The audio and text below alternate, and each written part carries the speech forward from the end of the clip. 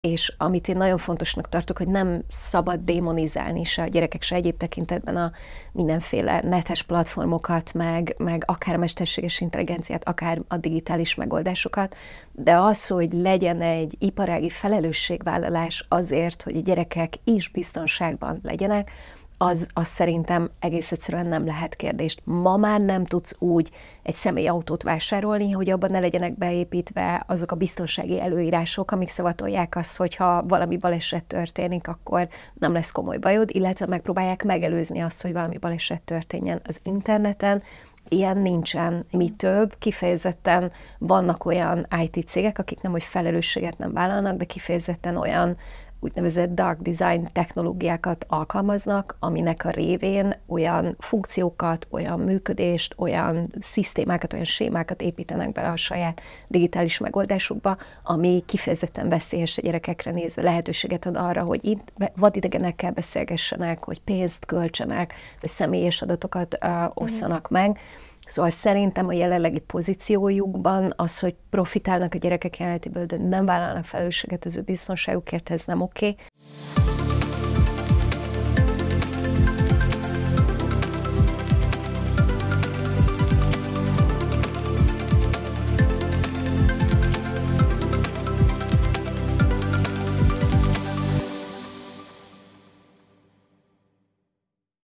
Sziasztok! Szeretettel köszöntelek benneteket az Oxo Coffee Break következő epizódjában. Ismét egy civil szervezetet hoztunk el nektek, akikkel szerettünk volna mindenképpen beszélgetni, és ennek megfelelően a mai vendégem dr. Gyurkó Szilvia, aki a Hintalovon Gyermekvédelmi Alapítványnak az alapítója, illetve a kuratóriumának a vezetője, illetve természetesen gyermekvédelemmel, gyermekjogokkal foglalkozó tanácsadó. Szia Szilvi, köszönöm, hogy elfogadtad a meghívást. Szia, köszönöm, hogy itt lehetek. Mielőtt elkezdtük volna a felvételt, említetted, hogy ma volt a flamand elnökség kapcsán egy megbeszélésetek, és akkor ezek szerint ez egy nagyon fontos sarokpontja lesz majd a flamand elnökségnek az elkövetkezendő időszakban. Erről mesélsz nekünk egy picit, hogy hogy jött ez az együttműködés? Hát ugye most Magyarország és Belgium lesz majd az Európai Unió soros elnöke. Nekünk mindenféle ügyeink vannak Európai Uniós szinten, például már tavaly elkezdődött egy olyan jogszabálynak az előkészítése, ami a gyerekekkel szembeni online szexuális visszaélésekről szól, és ebben nagyon sokat lobbiztunk társ szervezetekkel Európai Uniós tagországokból annak érdekében, hogy a lehető legteljesebb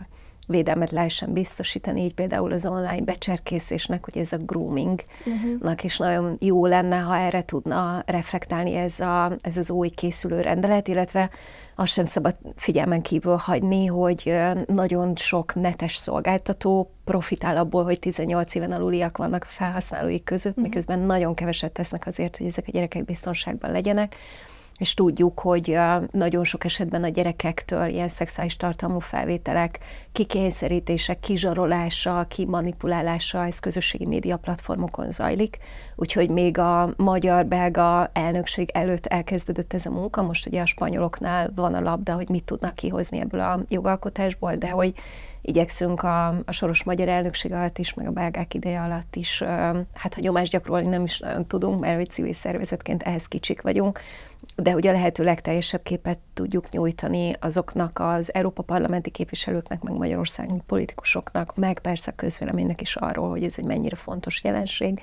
és hogy most valamit tenni kéne azért, hogy a gyerekek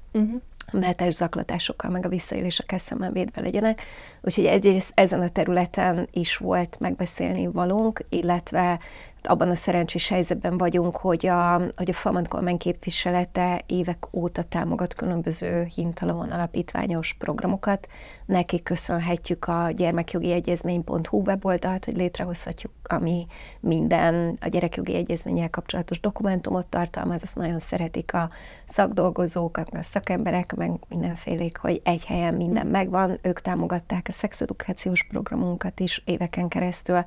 Most pedig egy művészeti projektünkben lesznek a támogatóink, ami arról szól, hogy mindenki volt gyerek, és hogy erről a dologról hogyan tudnak a művészek úgy beszélni, hogy a lehető legtöbb emberen kicsit meg lehessen nyomni azt a gombot, hogy emlékezz vissza arra, hogy neked milyen volt gyereknek lenni, és hogy mit szeretnél, hogy a te gyereked milyen közegben, milyen társadalomban nőjön fel, milyen oktatásban részesüljön, milyen egészségügyi ellátásban részesüljön, és hogyan tudjuk őket megvédeni mindenféle bántástól, bántalmazástól, traumáktól. Úgyhogy nagyon szeretjük őket, és hogy azért késtem sajnos nagyon sokat, mert hogy ott beszélgettünk ezekről a dolgokról.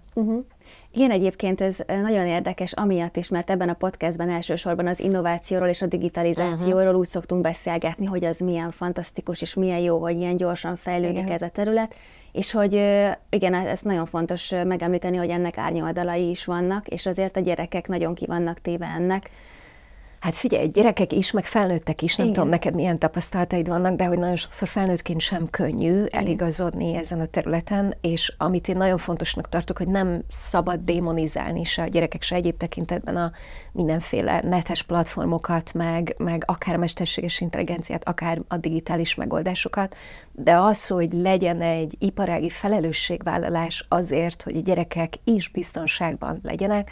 az szerintem egész egyszerűen nem lehet kérdést. Ma már nem tudsz úgy egy személyautót vásárolni, hogy abban ne legyenek beépítve azok a biztonsági előírások, amik szavatolják azt, hogyha valami baleset történik, akkor nem lesz komoly bajod, illetve megpróbálják megelőzni azt, hogy valami baleset történjen az interneten. Ilyen nincsen. Mi több, kifejezetten vannak olyan IT cégek, akik nem, hogy felelősséget nem vállalnak, de kifejezetten olyan úgynevezett dark design technológiákat alkalmaznak, aminek a révén olyan funkciókat, olyan működést, olyan szisztémákat, olyan sémákat építenek bele a saját digitális megoldásukba, ami kifejezetten veszélyes a gyerekekre nézve, lehetőséget ad arra, hogy itt vadidegenekkel beszélgessenek, hogy pénzt költsenek, hogy személyes adatokat osszanak meg. Szóval szerintem a jelenlegi pozíciójukban az, hogy profitálnak a gyerekek jelenlétéből, de nem vállalnak felelősséget az ő biztonságukért, ez nem oké. Miközben vannak más olyan iparágak, ahol látjuk, hogy ezeket meg lehet ugrani, és hogy valójában ez beépíthető abba a profitrátába, működésbe, elgondolásba, abba a service designba, ami mentén ők dolgoznak és gondolkodnak. És mi a különbség az amerikai és az európai szabályozás között? Mert ha jól tudom, akkor te voltál Amerikában is, egy évet töltöttél a Columbia Egyetemen, vagy? Igen, egy LLM fokozat. Igen, és hogy akkor azt feltételezem, hogy akkor volt rálátásod arra is, hogy Amerikában ez hogyan néz ki, hogy mi a különbség a kettő között? Hát egyrészt azzal kell kezdenem, hogy amikor én Amerikában voltam, akkor még az internet nem volt nalag, mint most, ahogy mondtad, hogy az én időmben ez még nem volt, de hogy amikor én Amerikában tanultam, akkor ott a gyerekjogokat és a gyerekjogi képviseletet tudtam jól megtanulni. Ez ugye a 2005-2006 volt, akkor még 2003-ban indult a Facebook, tehát akkor még nagyon az elején járt ez az egész történet, és senki nem sejtette, hogy ebből egy ilyen hatalmas, meghatározó, tulajdonképpen társadalmi szinten is meghatározó dolog lesz. Futunk az események után az egyik oldalon, a másik oldalon mind Európában, mind az Egyesült Államokban. A másik oldalon meg azt látjuk, hogy az Egyesült Államokban is elválik a szövetségi szintű jogalkotás, és az, hogy mennyire valósítja meg a Meta például azt, tehát hogy mennyire ütközik bele azokba a szabályozásokba, amíg után adott esetben fel kell őket darabolni. Nyilvánvalóan van az egésznek egy ilyen financiális oldala, hogy hol adóznak, hol működnek, hol írják jóvá a bevételeiket és a profitjukat. Európa ebből a szempontból most megpróbált egy olyan fókuszt venni, ami kifejezetten adatbiztonság, magánéletbiztonság, gyerekvédelem fókusszal megy. Azt gondolom, hogy valahol minden területnek, tehát valahol egy ilyen holisztikus szemlélettel minden területen föl kellene tenni azokat a kérdéseket, hogy értjük a hatását, tök jók a pozitívumai, de hogy nézzük meg mind gazdasági, mind pénzügyi, mind adózási oldalról, mind működési oldalról, mind szociális oldalról, vagy szociológiai oldalról, milyen hatásokat gyakorol a társadalomra, mind pedig védelmi, megelőzési oldalról, hogy mit lehet tenni. ez az európai fókusz nyilván nekem civil szervezeti szakemberként nagyon szimpatikus, de azt biztosan kell látni, hogy jelen esetben egy ilyen Dávid-Góliát közötti harc van, még így is, hogy az egyik oldalon az Európai Unió áll, a másik oldalon pedig cégek, hogy valójában én azt látom, hogy elképesztő lobby ereje van ennek a közösségnek, tehát az, hogy most úgy néz ki, hogy az egész Európai Uniós rendeletet sikerül, hát úgy, nem tudom, milyen kifejezések használhatók ebben a podcastban, de én a legpontosabbnak a kiherélés kifejezést érezném, ami ahogyan indult ez a rendelet, és ahol most tart. És azért ez nem véletlenül történik így. Tehát én azt látom, hogy elképesztően fontos lenne ezt a politikusoknak, és abból a szempontból látni, hogy nincs ma már digitális platform nélküli gyerekkor, ma minden gyerekkor digitális, és én azt a hasonlatot szoktam használni, hogy ugye az 50-es, 60-as években az orvosok ajánlották a terhes anyukáknak, hogy dohányozzanak, mert a dohányzás megnyugtatja az idegrendszert, és az jót tesz a magzatnak, az anyuka nem ideges. És most ilyen tekintettel nézünk ezekre a tanácsokra, mint ami neked is volt, hogy atyaira megy ilyen abszurd, és azt gondolom, hogy 10-15 vagy 20 év múlva körülbelül ilyen tekintettel fogunk nézni, amikor majd meséljük őszülő halántékkal a kandalló mellett a hintaszékben üldögélve, hogy azért mi időkben még semmi nem szabályozta azt, hogy a gyerekek hozzáférhetnek-e a közösségi média felületekhez. Szóval szerintem ennek biztos, hogy véget kell venni, és valahol az önszabályozás, a felelősségvállalás és a tudatos fejlesztések mentén. De egyébként ez azért is nagyon érdekes, mert így azt tehát miközben meséltél erről, akkor valahogy így kialakult a fejemben egy szörnyeteg az üzleti világban, közben pedig azt is emberek rakják össze. Persze. És hogy tök furcsa az, hogy ott is biztos egy csomó mindenkinek van gyereke, és hogy ez valahogy így nem megy át vagy nem sikerül ezt megérteni, hogy tényleg, hogyha oké, lehet, hogy egyik oldalon nagyon szépen fejlődünk, és nagyon sok bevételünk van mondjuk abból, hogy innoválunk, de hogyha nem szabályozzuk le eléggé, akkor majd a felnövő generáció issza meg a levét. Nézd, én azt nagyon erősen hiszem, hogy tényleg semmit nem szabad démonizálni, tehát nem jó, hogyha úgy beszéltem erről az iparágról, hogy itt ilyen szörnyetegek vannak. Az biztos, hogy azért van az embernek egy ilyen képe valami olyan leviatánról, aminek nagyon messzire nyúlnak a csápja, és nagyon sokfajta hatást gyakorol, de biztos vagyok benne, hogy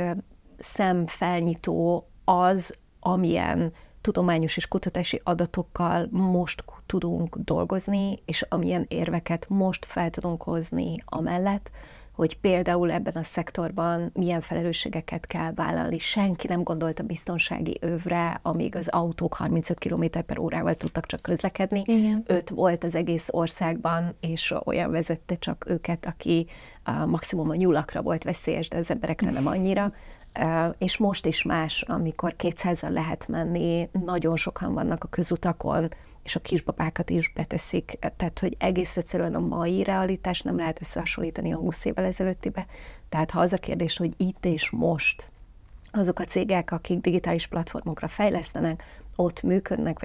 vagy ott gyakorolnak, vagy fejtik ki a hatásukat, tehetnek-e többet azért, hogy azok a gyerekek, akik véletlenül robotok miatt, keresőplatformokon keresztül, vagy felnőttek miatt náluk vannak, ők nagyobb biztonságban legyenek, akkor erre azt szól mondani, hogy igen. Persze. És hogy ez nem luxus, ez nem extra, hanem ez a fajta safeguarding gondolkodás, ennek benne kellene lennie abba a service designba, amiben egyenértékűen jelenik meg az, hogy hozzájusson a profithoz. Én nem szeretném, hogyha for-profit cégek gyerekvédelmi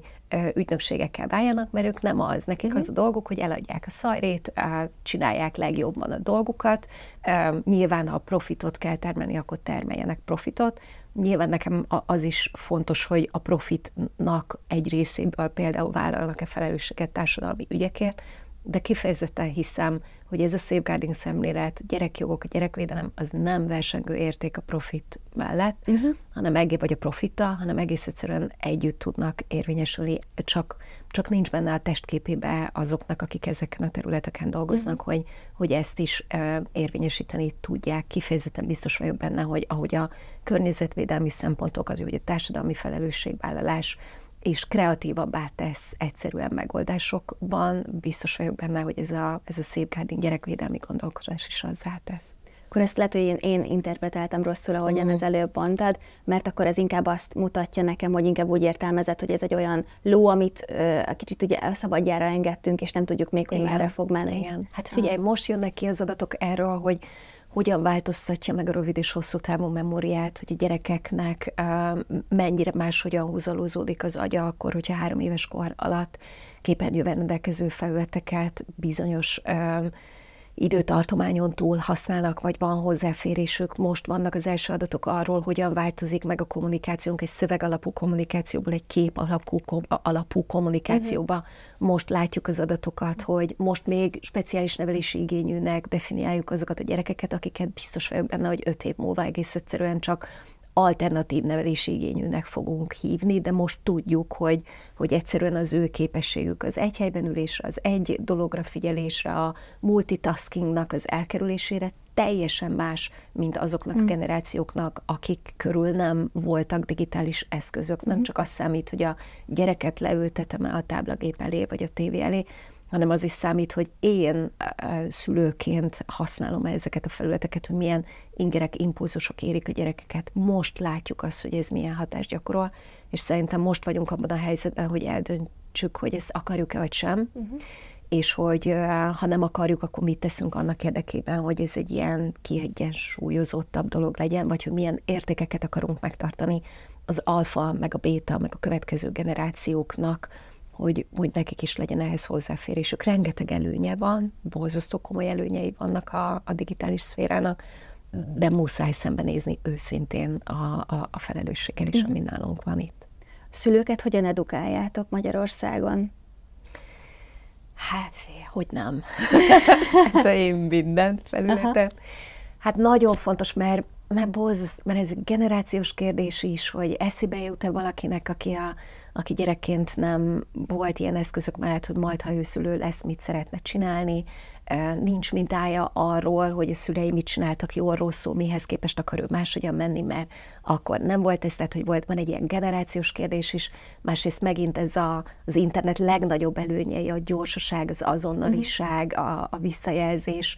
Ezek milyen csábítóak akkor, amikor az ember mondjuk a nyilván végtelenül aranyos gyerekét szeretné megosztani, tehát hogy mi a digitális szülősséggel kapcsolatban is próbálunk érzékenyíteni, a posztolások kapcsán próbálunk érzékenyíteni, a gyerekek magánélete, digitális lábnyoma tekintetében, ugye ez is egy olyan fogalom, amit meg kell tanulni, mit jelent a digitális lábnyom, mit hozok létre a gyerekemnek 12-13 éves koráig, milyen képeket osztok meg vele kapcsolatban, milyen információkat osztok meg vele kapcsolatban, hogyan védem a magánéletét, hova engedem be a nyilvánosságot, ezek elképesztően fontos kérdések. Nem csak azért, mert hogy más emberek visszaélhetnek ezekkel a felvételekkel, fotókkal, történetekkel, hanem azért, mert a szülő-gyerek kapcsolatban, ebben a viszonyban, ami a szülő és a gyerek között van, nagyon-nagyon fontos, hogy hogyan fogom majd a kamasz gyerekemnek megmondani azt, hogy milyen döntéseket milyen alapon miért hoztam. Akkor nem mondhatom neki azt, hogy hát akkor jó ötletnek tűnt, vagy hát mondhatom, csak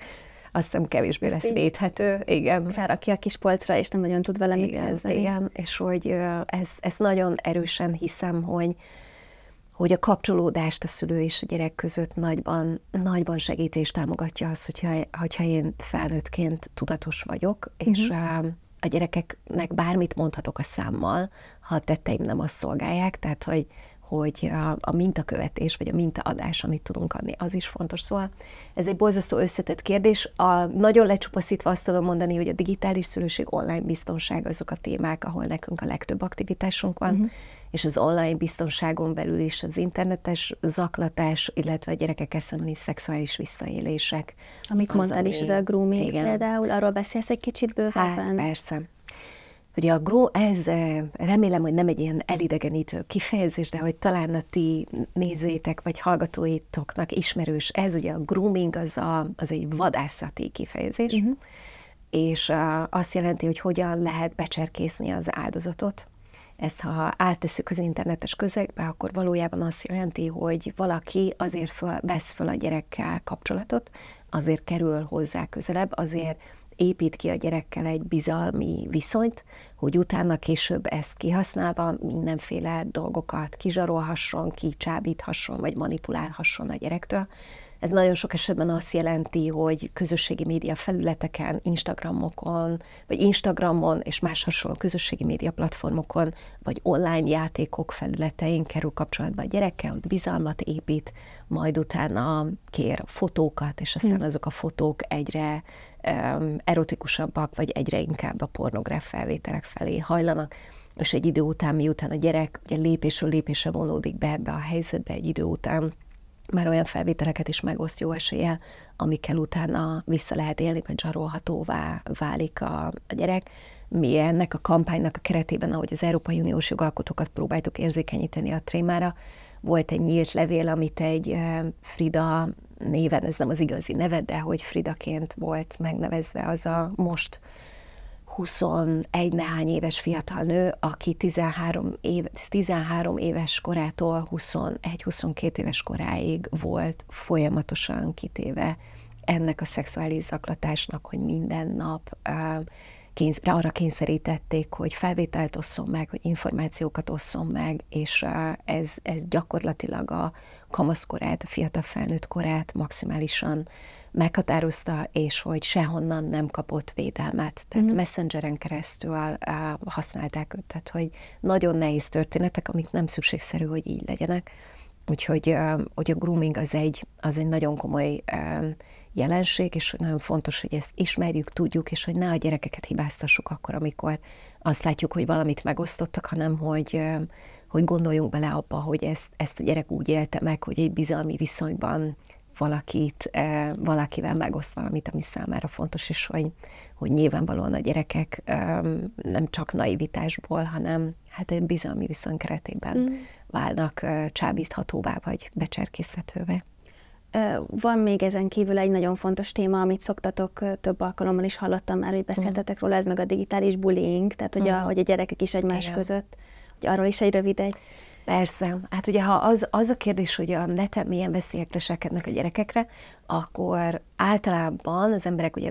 erre gondolnak, hogy felnőttek, vagy pedofilok, vagy ilyen szexuális ragadozók megpróbálják a gyerekeket kihasználni. Ugye a grooming az nagyon sok esetben ide tartozik. Akkor van a másik nagy kockázati tér, amikor a tartalmak olyanok, amik veszélyesek a gyerekeknek, tehát a pornó, vagy az erőszakos tartalmak, vagy a szerencsejáték, azok az oldalak, alkalmazások, amik mondjuk öngyilkosságot népszerűsítenek, vagy az anorexiát, vagy más étkezési zavarokat népszerűsítenek, ugye itt a tartalom a veszélyes, radikális eszmék és hasonlók. A harmadik pedig az, hogy önmagában a kapcsolódás lehetőség az interneten lehet veszélyes, ugye a grooming is részben ide tartozik,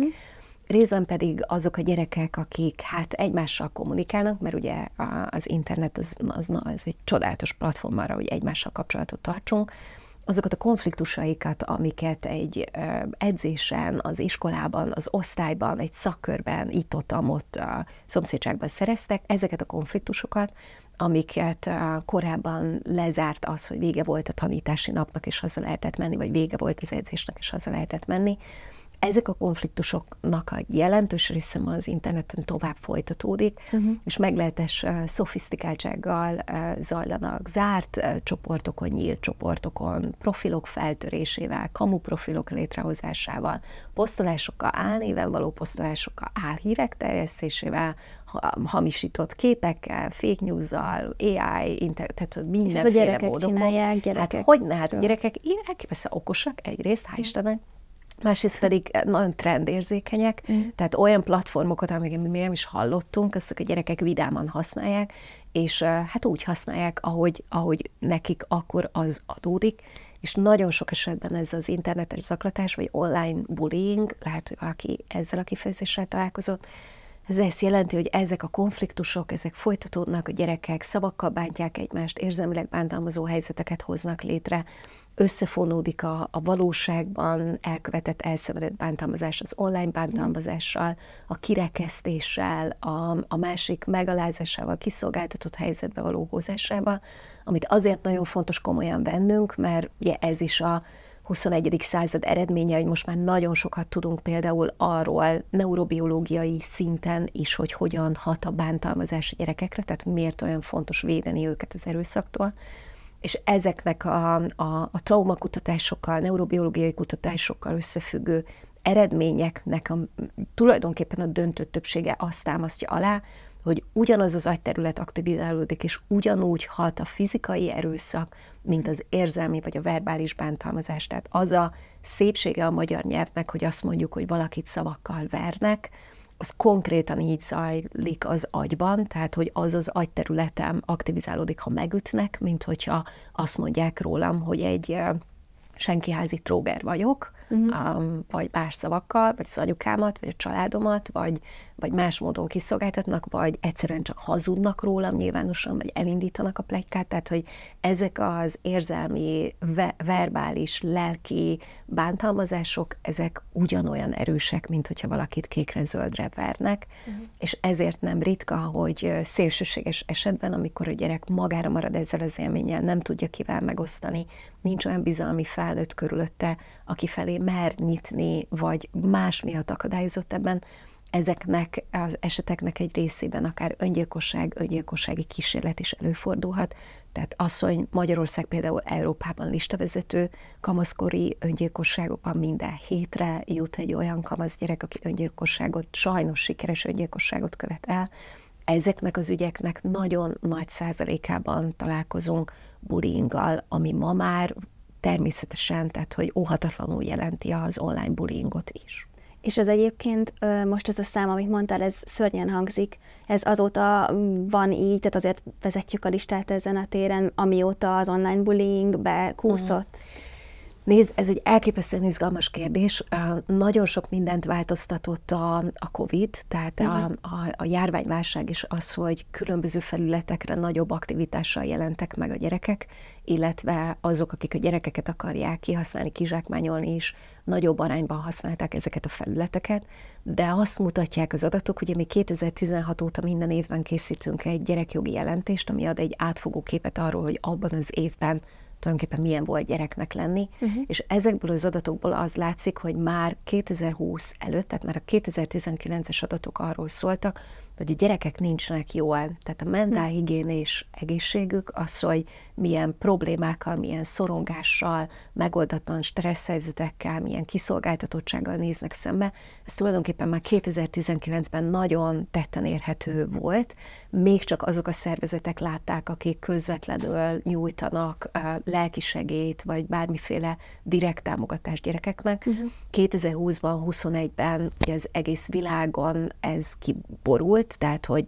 hirtelen nagyon sok adatunk lett arról, hogy a gyerekek mentális egészsége komoly veszélyben van, a körükben a depressziónak és más problémáknak az aránya megnőtt, ugrásszerűen megnőtt, és miután véget ért a járványválság, ezután nem csökkent le radikálisan.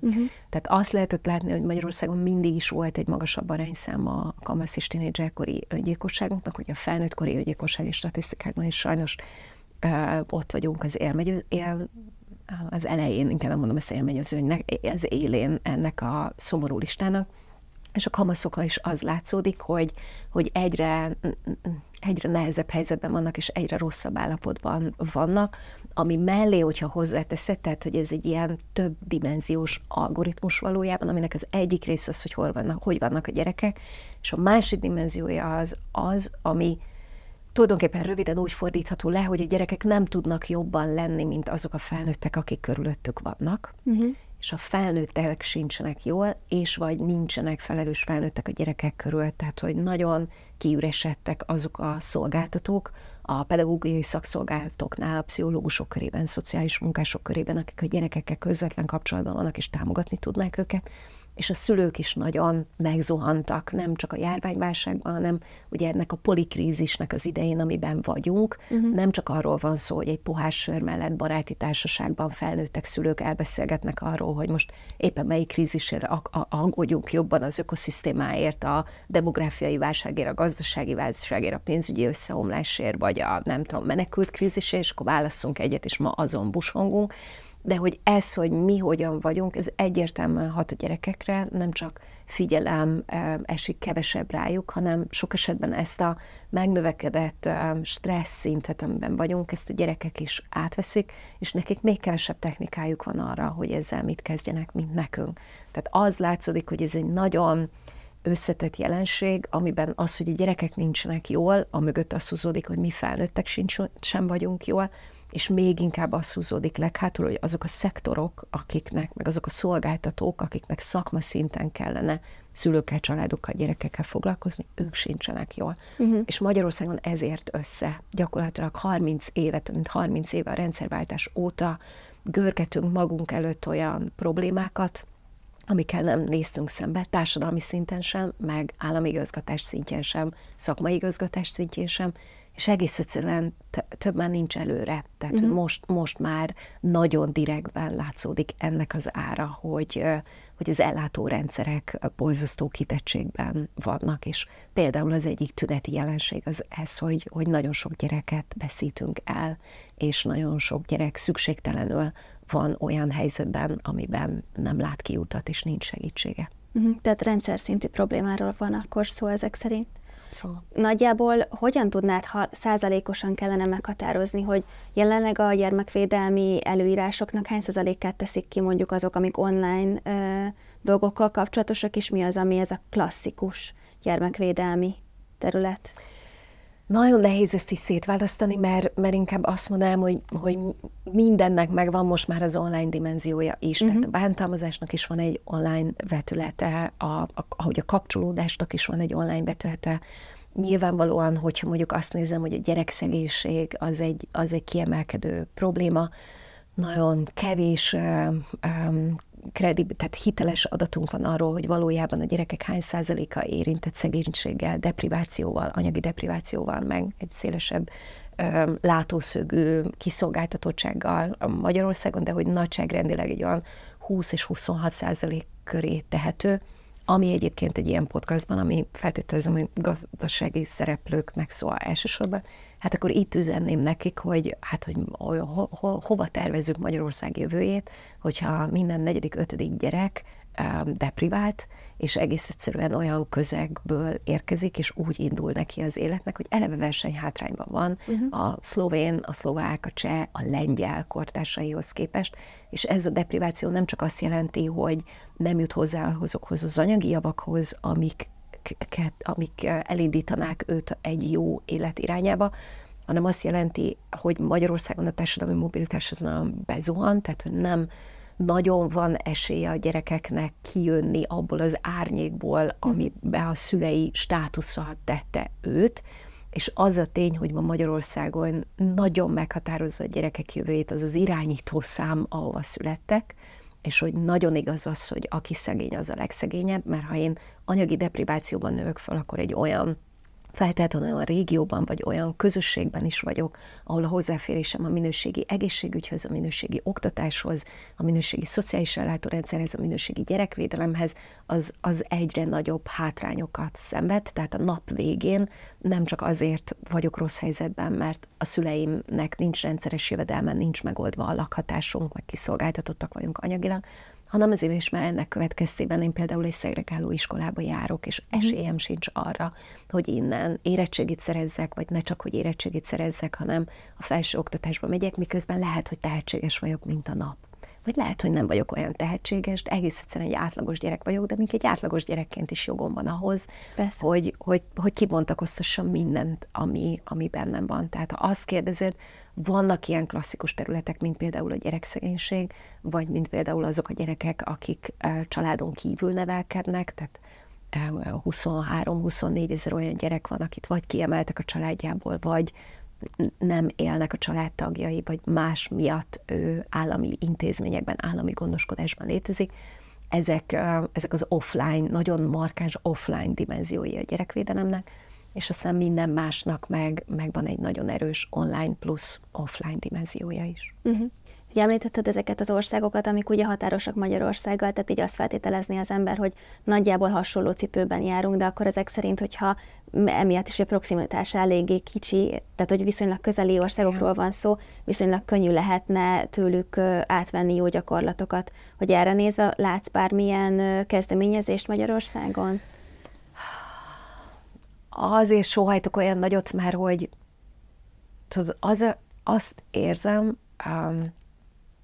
vagy inkább talán onnan kezdem, hogy ahonnan én nézem ezt a mozit, ott egy olyan film pereg, ahol valójában itt is nagyon sok olyan szakember van, aki pontosan tudná, hogy mit kellene csinálni, csak egész egyszerűen nincs meg hozzá az a feltételrendszer, az a szándék és akarat, ami ezt lehetővé tenni. Vannak nagyon jó gyakorlatok nemzetközi terepeken, ahonnan érdemes mintákat átvenni. Én magam is nagy érdeklődéssel figyelem ezeket, és ezek ilyen csillagok, tudod, amiket így az ember néz, és akkor ezek milyen jó dolgok, például, hogy mit mondjak, például az, hogy vannak gyerekek, akik lógnak iskolából, mondjuk olyan családból jönnek, ahol ők az egyetlenek, akiknek reggel fel kell kelni és el kell menni, mert senki másnak nincsen munkája, de hogy ezek a gyerekek elindulnak otthonról, de nem mindig érkeznek meg az iskolába, mert közben valami eltéríti őket. És az egyik szomszédos országban van egy ilyen projekt, ami azt mondja, hogy a környékükön lakó idősek, akiknek az unokáik vagy nincsenek velük, mert külföldre költöztek, vagy távol laknak, de valami miatt egyedül vannak, ezek a nagypapa, nagymama korú idősek legyenek azok, akik ezeket a gyerekeket bekísérik az iskolába, és akkor az van, hogy miközben bekísérik őket az iskolába, közben beszélgetnek is, értük is mennek, van egy újabb kapcsolódás, egy érdemi viszony a gyereknek, ami egy megtartó erő, az idősek nem olyan magányosak, a fiatalok eljutnak az iskolába, tehát ez egy gyönyörű, szép projekt. Ugye ez egy kicsi dolog, amit meg lehet valósítani, de hát 1,6 millió gyereknek, akik Magyarországon élnek, most ugye jelenleg ez a szám, nekik nem ilyen típusú kézi, nem tudom, gyémánt faragásra van szükségük, nekik arra van szükségük, hogy a rendszerek, amik működnek, ők stabilan is jól működjenek, és ehhez pedig az kell, hát tudom idézni az állami számvevőszéket, aki 2000-es évek elején azt mondta,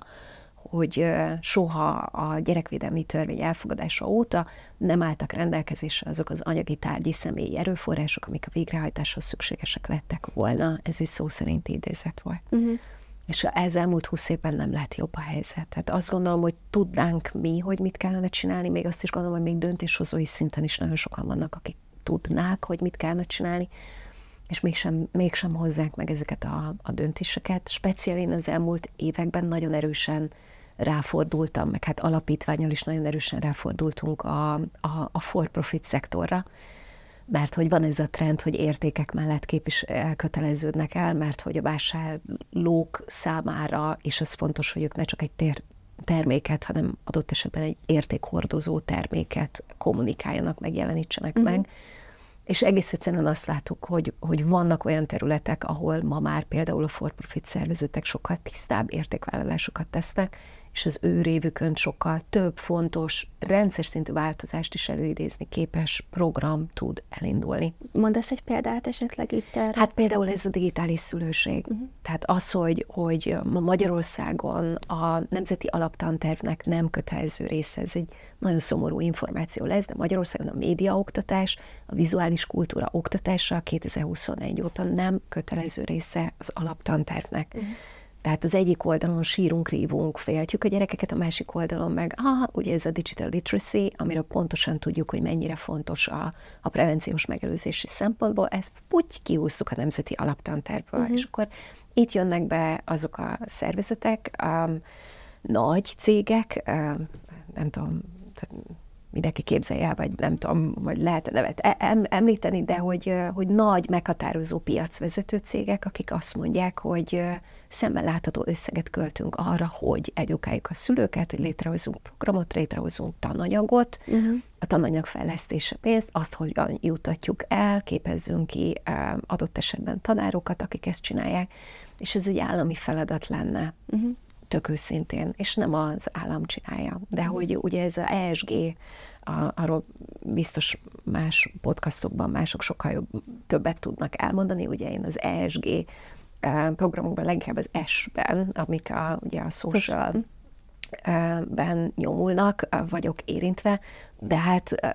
szem nem marad szárazon, amikor mondjuk egy könyvelő cég, nem csak egy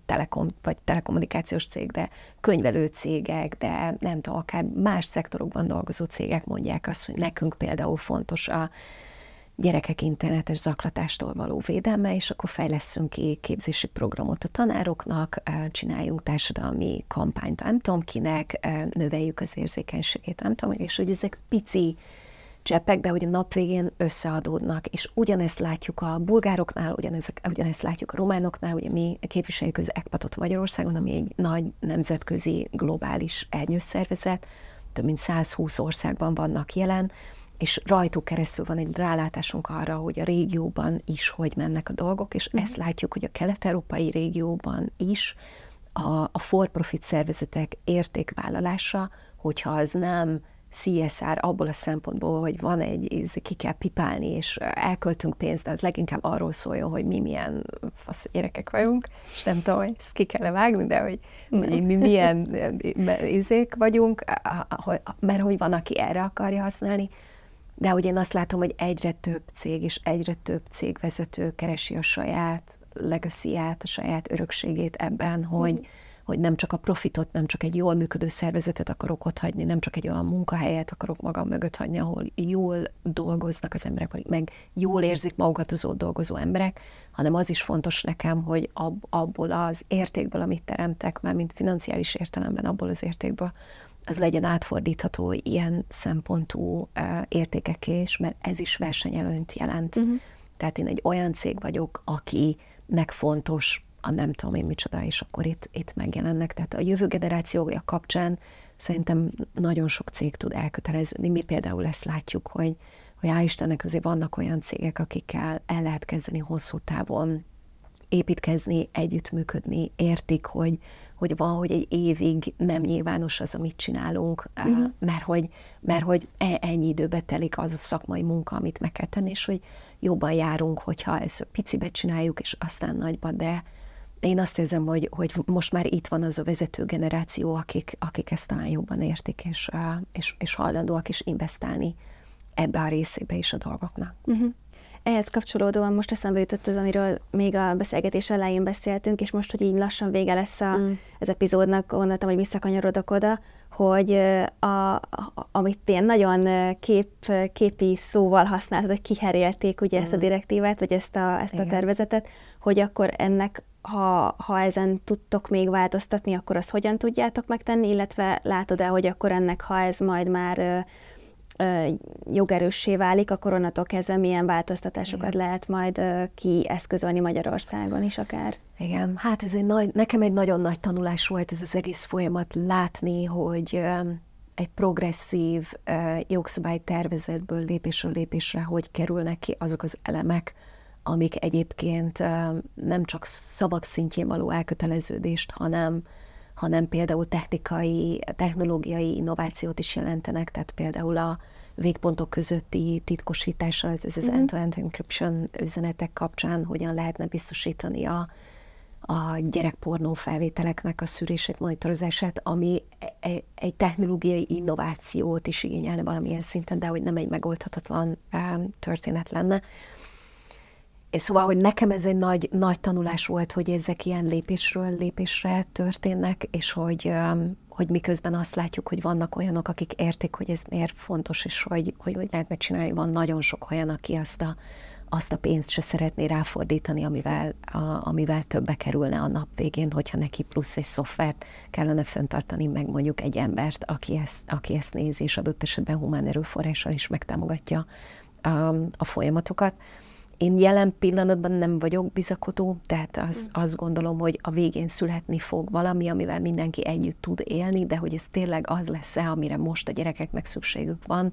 ezt nem látom, illetve még egy érdekes tendencia volt, amit szerintem, ha itt nem egy gyerekjogi szervezet képviselője ülne, ha mondjuk egy környezetvédelmi szervezet képviselője ugyanezt mondaná el, hogy azt látja, mint hogyha a politikai aktorok, meg a gazdasági élet szereplői hosszú távra terveznének, miközben az, amit meg kell tennünk, az most kellene megtennünk ahhoz, hogy egyáltalán legyen lehetőségünk hosszú távú tervezésre. Szóval hogy itt is most arról van szó, hogy a rendelet majd, nem tudom, 3 év múlva meg kitoljuk a hatályát, és esetleg 2027-ben még egyszer ránézünk, hogy majd 31-ben valami, és tudod, hogy nincs mire ránézni, és hogy vagy nem biztos, hogy akkor lesz majd mire ránézni, illetve hogy ez nettó cserben hagyása azoknak a gyerekeknek, akik most gyerekek, ahogy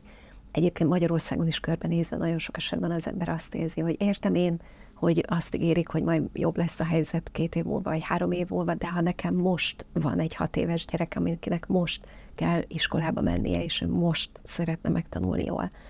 valamit csinálni, neki hiába fogom tudni mondani 3 év múlva, hogy hát most már jobb,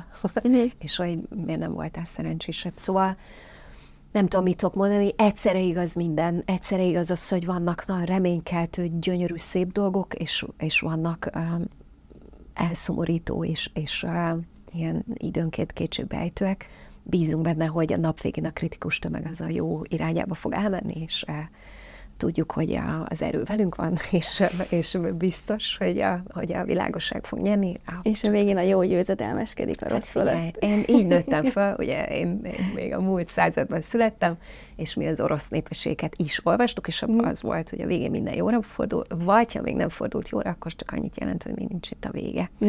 Úgyhogy hát ezt azért lehet hajtogatni magunknak. De a hintalomban abszolút ezen lesz a továbbiakban is. Abszolút, hát vicces, nekünk muszáj. Köszönöm szépen, Szilvi, hogy elfogadtad ezt a meghívást, és itt voltál velünk, és nagyon tartalmas, és hát elgondolkodtató volt nagyon sok minden, amiről beszélgettünk, úgyhogy nekem is majd vissza kell néznem párszor, hogy még alaposabban